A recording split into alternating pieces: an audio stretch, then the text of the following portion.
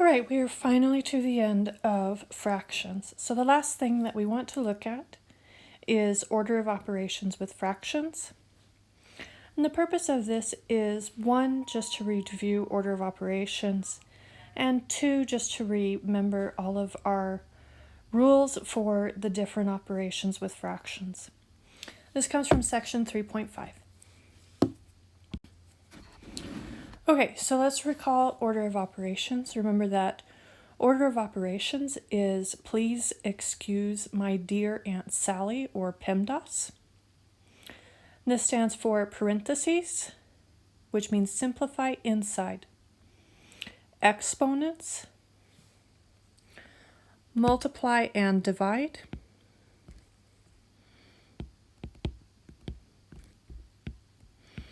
And remember, with multiplication and division, we need to go from left to right.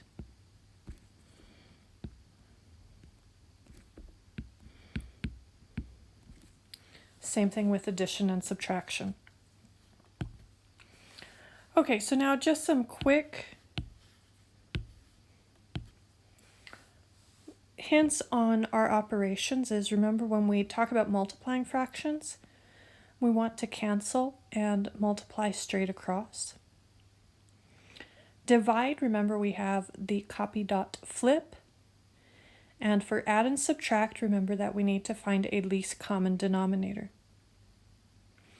All right, let's go ahead and look at some examples.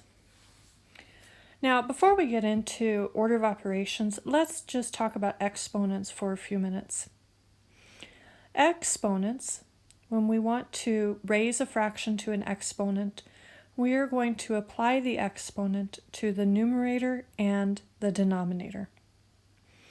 You can also write it out in expanded form, and then just remember that multiplication, you cancel and multiply straight across. All right, so let's look at some examples.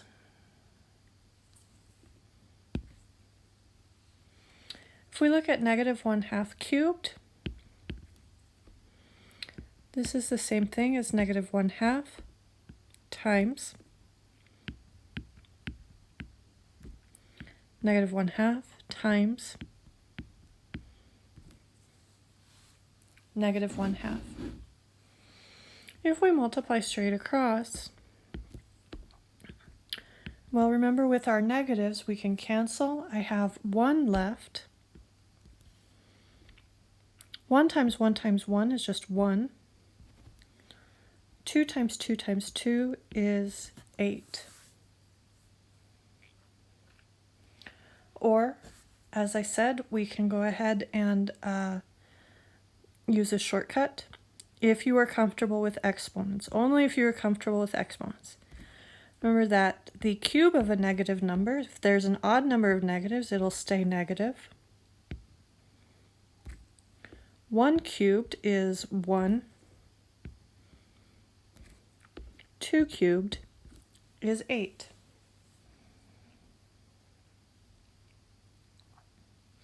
Me personally, I'm going to go ahead and write an expanded form, just because I know that some of you are still working with your multiplication tables. So let's go ahead and look at some other examples. Let's look at example B. If we multiply, we get negative 3/5 times negative 3/5. My negatives cancel, and if we multiply straight across, we get 3 times 3 is 9, over 5 times 5 is 25.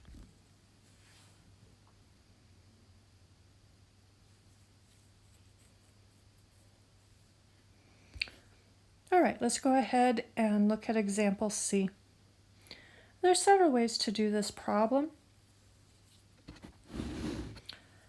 First thing I'm going to do is go ahead and use the trick for my rule of exponents. So let's simplify our exponents first. 3 squared is 9. 4 squared, or 4 times 4, is 16. For my second one, 2 cubed, That's 2 times 2 is 4, times 1 more 2 is 8.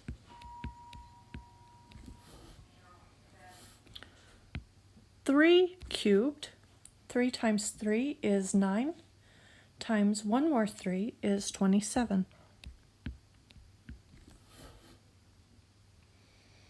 From here I want to cancel. 9 and 27 are both divisible by 9, so we get 1 and 3. 16 and 8 are both divisible by 8. We get 1 and 2. And if we multiply straight across, we get 1 times 1 is 1. 2 times 3 is 6.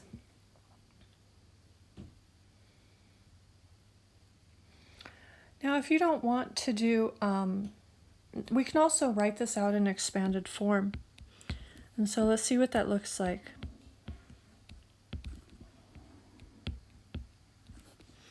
We have 2 3/4.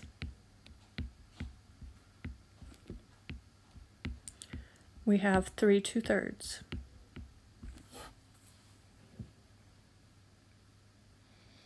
And even though it's a lot of fractions, we can go ahead and cancel. So for instance, remember we're going to pair them off. So I can cancel out 2 3s. 2 and 4 are divisible by 2, so we get 1 and 2. I can also cancel 2 and 2, leaves me with 1. And I can cancel 2 and 4, that leaves me with 2. So what are we left with? On top, since everything canceled out on top, we are left with just a 1. What do I have left over on the bottom? I have 2 times 3 is 6.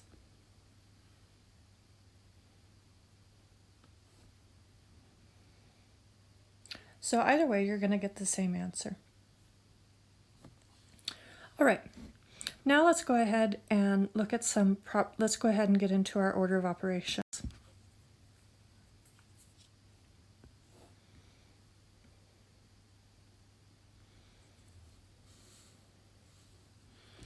All right, so I'm going to again write out my key so that I know what order to work with. For this problem, we don't have anything that counts as parentheses. 4/5 is inside parentheses, but I can't simplify it, so it does not count as my parentheses step. We also don't have any exponents. So the first thing that I have is multiply or divide. We do have a multiplication here. And remember with multiplication, what's our rule? We want to cancel and multiply straight across. So 2 and 4 are both divisible by 2. We get 1 and 2. I'm going to bring down my negative 1/3. And if I multiply, I get 1 times 2 is 2 over 1 times 5 is 5. All right, we are to our adding step. So we want a least common denominator. The smallest number divisible by 3 and 5 is 15. To get from 3 to 15, I want to multiply by 5. I'm going to do the same thing to the top. So we get negative 5 over 15. To get from 5 to 15, I want to multiply by 3. Same thing to the top and bottom. We get 6 over 15. And now if I go ahead and add, we get negative 5 plus 6 is 1. We keep the denominator, and so we get 1 over 15.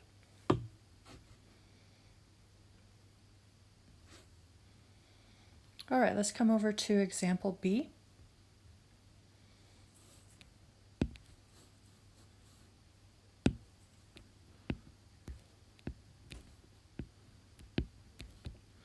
We have our key. We do have parentheses here, so the first thing I want to do is 1/4 minus 3/2. Now, just to make my work just a little bit neater, I'm going to come off to the side and do that. We need an LCD. The smallest number divisible by 2 and 4 is 4. My first fraction will stay the same, minus my second fraction. To get from 2 to 4, I want to multiply by 2. So we get 6/4. If we go ahead and combine, these are signed fractions. So we have different signs. We have a positive 1/4 and a negative 6/4. So different signs, we're going to subtract. Keep the sign of the larger number and keep our denominator. All right, let's go ahead and bring that back into our problem. That was my parentheses. So we're going to replace our subtraction with negative 5/4 squared. All right, we want to do our exponent.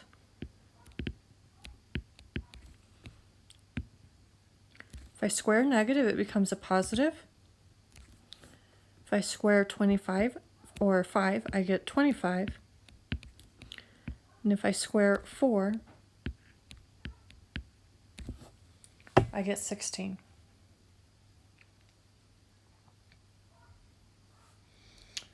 All right, we don't have any multiplying or dividing, so we're going to get down to our adding and subtracting. First thing I'm going to do is put negative 2/1. My LCD is 16. So my first fraction, I want to multiply by 16. We get 16 times negative 2 is negative 32 over 16 plus 25/16. All right, if we combine now, we have adding sign numbers. Do we have same signs or different signs?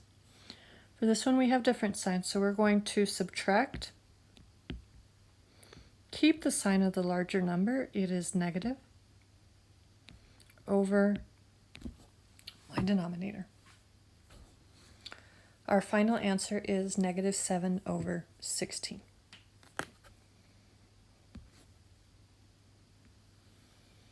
All right, let's look at a couple more.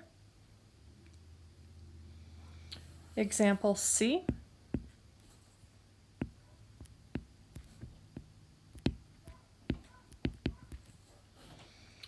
We don't have parentheses. I'm going to start with my exponents. I'm going to bring down my negative 3/4. I'm going to square 1/2. If we square a negative, it's positive. If we square 1, we get 1. And if we square 2, 2 times 2 is 4.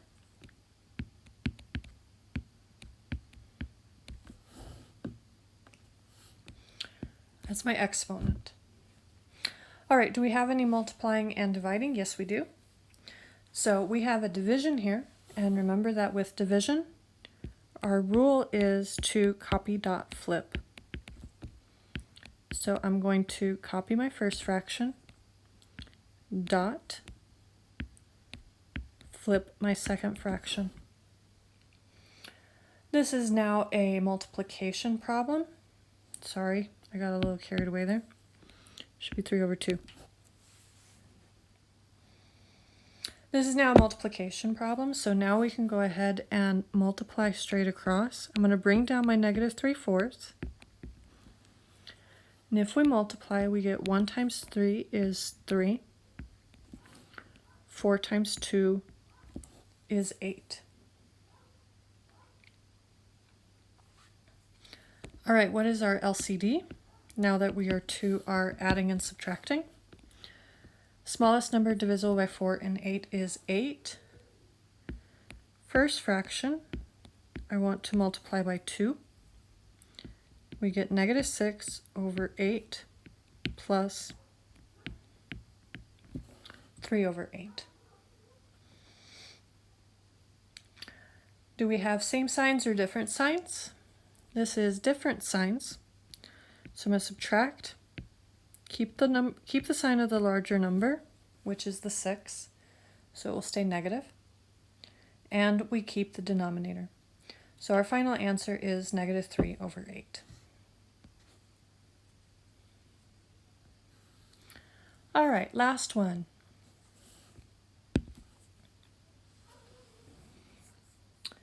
What's the first thing we want to do? Well, we want to start by simplifying inside our parentheses. I'm going to come off to the side just to kind of keep it out of the way. I'm going to write 3 is 3 over 1 minus 3 over 5. We do need LCD. My LCD is 5. My first fraction I want to multiply by 5. We get 15 over 5 minus 3 over 5. If we subtract, this is equal to 12 over 5. All right, so let's go ahead and bring that back into our problem. That's my parentheses.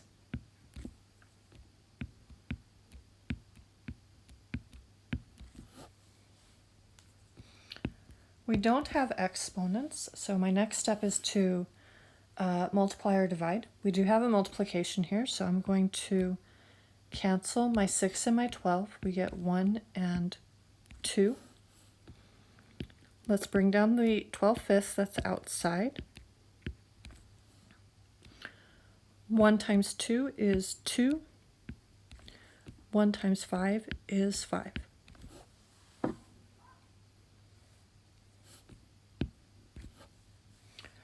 All right, last thing, we have our adding and subtracting. So we're going to go ahead and subtract. We have same denominators, so we can go ahead and just combine these. 12 minus 2 is 10. We keep the denominator, so we get 10 over 5. And this does simplify. You can either divide top and bottom by 5, or you can just treat this as a division problem. 10 divided by 5 is 2.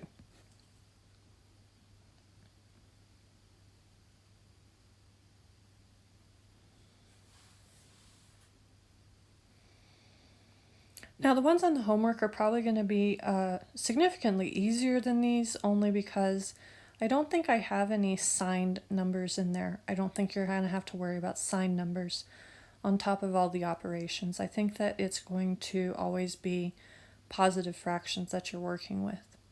But in my opinion, it's always better to work on harder stuff together. That way the easier stuff seems even easier. All right, so that takes care of this section, and that takes care of our fractions. We're finally through it all. So go ahead and finish up the fractions. And if you have any questions, please make sure that you contact me, and I'd be happy to help you. I will see you again shortly. Our next module will be decimals.